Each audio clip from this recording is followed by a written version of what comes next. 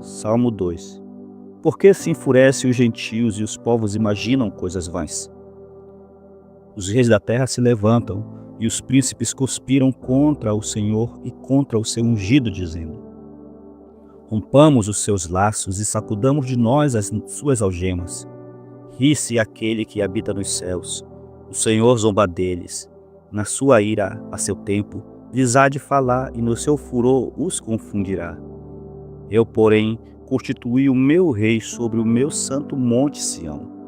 Proclamarei o decreto do Senhor. Ele me disse: Tu és meu filho. Eu hoje te gerei. Pede-me, e eu te darei as nações por herança e as extremidades da terra por tua possessão. Com vara de ferro as regerás e as despedaçarás como vaso de oleiro. Agora, pois, ó reis, sede prudentes, deixai-vos advertir, juízes da terra. Servi ao Senhor com temor e alegrai-vos nele com tremor. Beijai o filho para que se não irrite e não pereçais no caminho, porque dentro em pouco se lhe infamará a ira. Bem-aventurados todos os que nele se refugiam. O Salmo 2 é um dos mais majestosos cânticos reais do Saltério. Muitos estudiosos veem nele uma ligação natural com o Salmo 1. Se o primeiro salmo apresenta a escolha individual entre dois caminhos, o caminho da justiça e o caminho da perdição, o Salmo 2 ele amplia o quadro, mostrando as nações e os reis da terra se rebelando contra Deus e contra o seu ungido. Para os judeus, este salmo era associado à coroação dos reis de Israel, especialmente àqueles da linhagem davídica.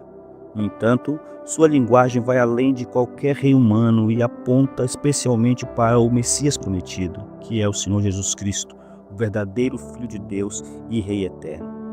Vemos claramente que este salmo trata da soberania absoluta de Deus sobre o mundo, da sensatez, da rebelião humana e da vitória do reinado de Cristo.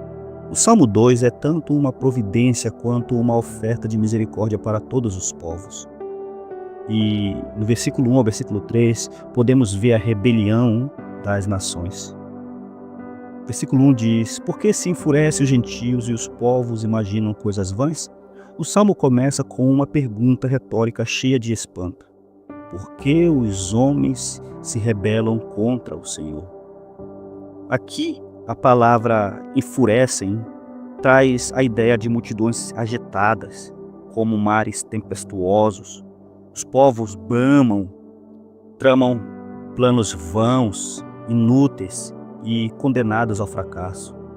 Reis e governantes se juntam para se opor não apenas a Deus, mas ao seu ungido, que é o Messias. Vivemos em um mundo que ainda conspira contra Deus. As ideologias humanas, a cultura moderna, os sistemas políticos e as filosofias se organizam frequentemente para rejeitar a autoridade divina. Assim como na antiguidade, a humanidade contemporânea insiste em se libertar dos grilhões de Deus, que na verdade são proteções amorosas. O espírito da rebelião ainda atua no mundo e às vezes até em seu próprio coração. Do versículo 4 ao versículo 6, vemos também a soberana resposta de Deus. O versículo 4 diz: Ri-se aquele que habita nos céus, o Senhor zomba deles. Diante da conspiração das nações, Deus não se alarma nem se preocupa. Ao contrário, ele ri. Não se trata de um riso de diversão, mas de reprovação. Essa é a resposta da majestade de Deus diante da ridícula pretensão humana de destroná-lo. Depois do riso, o Senhor Deus estabelece o seu rei em Sião. Deus está no controle. Nada, absolutamente nada escapa do seu controle. Nada escapa da sua mão. O seu controle absoluto e soberano continua ativo. O mal, a injustiça, as conspirações humanas não ameaçam o governo eterno do Senhor. João Calvino, em seu comentário sobre o livro dos Salmos, no Salmo 2, versículo 4, diz que Deus permite que os homens se agitem por algum tempo, mas no momento oportuno ele demonstrará que a sua audácia é vã. quando a incerteza nos oprime, onde depositamos nossa segurança? Nos homens ou no Rei soberano? Do versículo 7 ao versículo 9, podemos ver também a entronização do Filho. O versículo 7 diz: proclamarei o decreto do Senhor, ele me disse, tu és meu filho, eu hoje te gerei. Aqui ouvimos a voz do próprio ungido.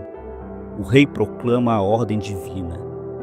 Ele é o Filho de Deus, gerado no contexto da missão messiânica.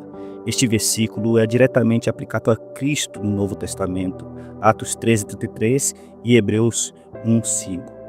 Jesus é o rei a quem Deus entregou as nações por herança e a quem foi dado o poder para julgar com cetro de ferro e de justiça. O poder de Cristo é absoluto. Sua missão não é apenas espiritual, mas cósmica. Ele reinará sobre todos os povos e seu juízo será rigoroso, inflexível e implacável.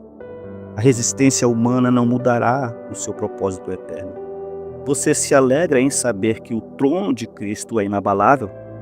Você se submete voluntariamente ao seu reinado ou resiste a ele em alguma área da sua vida? Versículo 10 ao versículo 12, também podemos ver o chamado à sabedoria e à submissão. Versículo 10 diz: agora, pois, ó reis, sede prudentes, deixai-vos advertir, reis da terra. O salmista conclui com um chamado urgente. Diante da realidade da soberania de Deus e da entronização de seu Filho, os homens são convidados à sabedoria. Eles devem servir ao Senhor com temor e alegrar-se nele também com temor. É uma combinação de reverência e de júbilo também. Beijai o Filho. Essa é uma expressão de submissão e fidelidade para não serem consumidos pela sua ira. O Evangelho é ao mesmo tempo advertência e oferta. Aqueles que não se submetem ao Filho enfrentarão sua justa ira, mas aqueles que se refugiam nele são bem-aventurados. O beijo no Filho é um gesto de rendição amorosa, o reconhecimento da graça antes do juízo. Você já se submeteu ao senhorio de Cristo, ao senhorio do Filho de Deus? Você tem servido a Cristo com temor? Você tem servido a Cristo em reverência e alegria sincera? O Salmo 2 aponta para Cristo de maneira gloriosa. Cristo é o ungido, o Messias, que veio para estabelecer o reino de Deus. Cristo é o Filho amado, aquele que recebeu todas as nações como herança. Cristo é o Rei vitorioso. Ele voltará para julgar os vivos e os mortos. Cristo é o refúgio seguro para todos os que nele se abrigam. Na cruz, o ungido de Deus, o Senhor Jesus, foi rejeitado pelas nações, mas foi justamente através da sua morte e ressurreição que Deus estabeleceu seu reinado invencível.